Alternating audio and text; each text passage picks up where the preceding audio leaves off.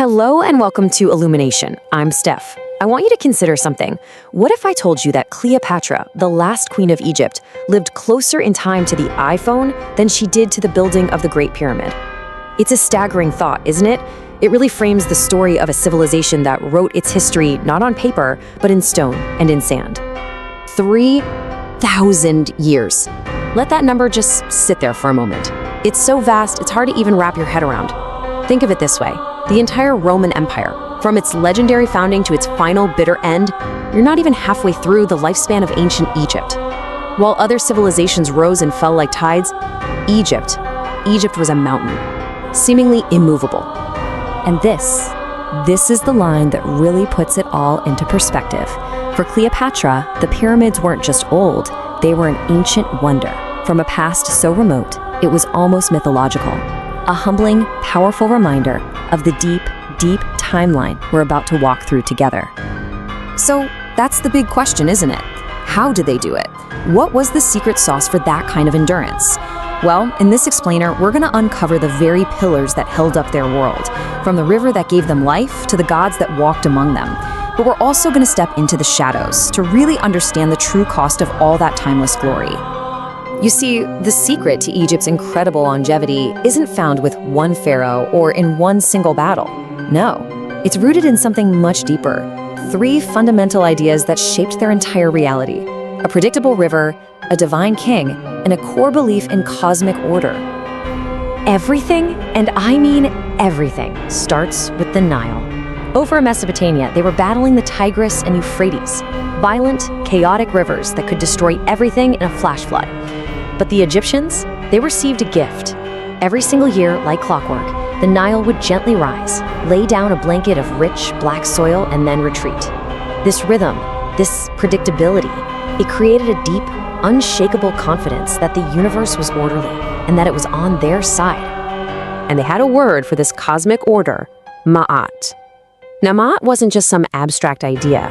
It was truth, balance, justice, the very fabric of creation. And the pharaoh's #1 job, his sacred duty, was to uphold it.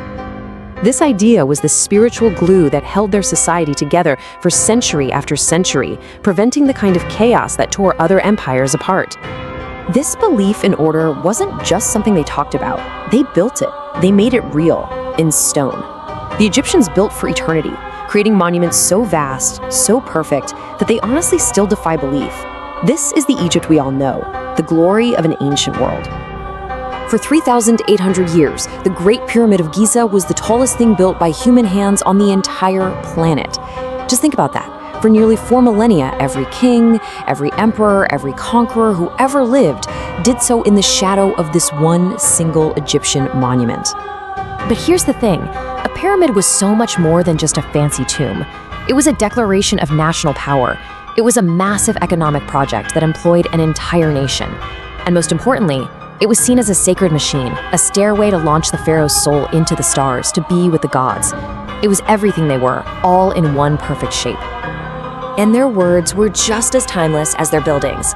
The beautiful, complex script of hieroglyphs was used for over 3,000 years, an unbroken conversation that stretched across more than 100 generations, a single continuous story that we've only recently learned how to read again.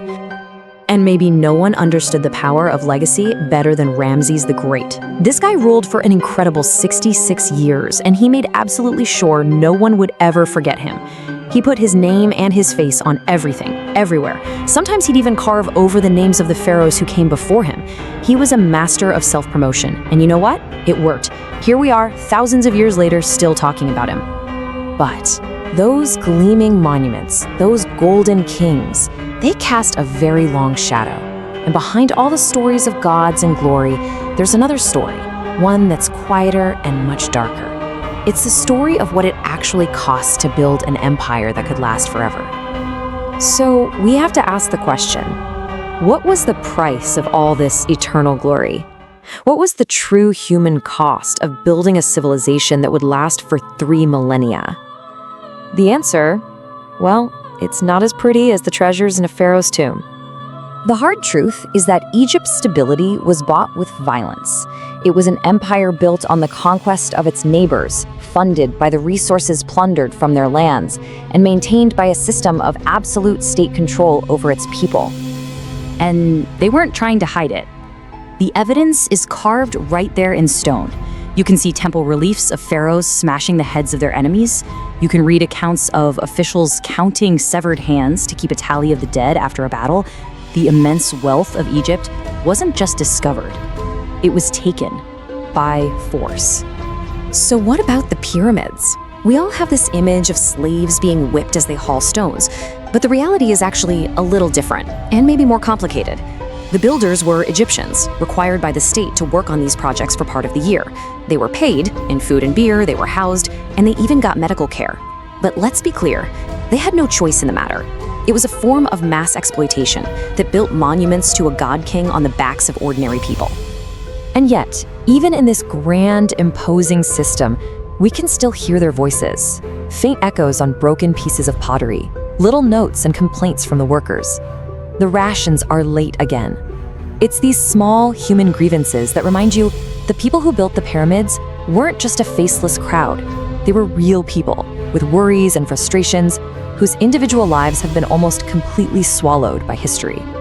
But even mountains wear away with time. After 3,000 years of standing strong, the foundations of ancient Egypt finally began to crack. The end didn't come in a sudden crash. It was a long, slow fading of a brilliant light. There was no single moment when it all fell apart. It was more like a long goodbye. First, internal divisions weakened the kingdom from within. Then came the invaders, Nubians, Assyrians, Persians. Then Alexander the Great. Finally, Egypt was swallowed whole by the Roman Empire. A new religion, Christianity, replaced the old gods. The ancient language fell silent. That 3,000-year-long conversation had finally come to an end. And so we're left with this one last profound question. The pharaohs were obsessed with achieving eternal life. They built these incredible monuments to make sure their souls would survive forever. What they got instead was memory, a different kind of immortality. But is being remembered the same as living forever? Did they succeed? Simply because we are still telling their story? The story of ancient Egypt is, I think, a humbling lesson that nothing lasts forever, even the eternal ends. The pyramids themselves will one day turn to dust. And so when we look back at this incredible civilization, at all of its light and all of its shadows, maybe it reminds us just how precious our own time is. Because in the end, what matters isn't what we build in stone, but the lives we lead and the stories we leave behind for others to tell. I'm Steph. Thank you for watching Illumination.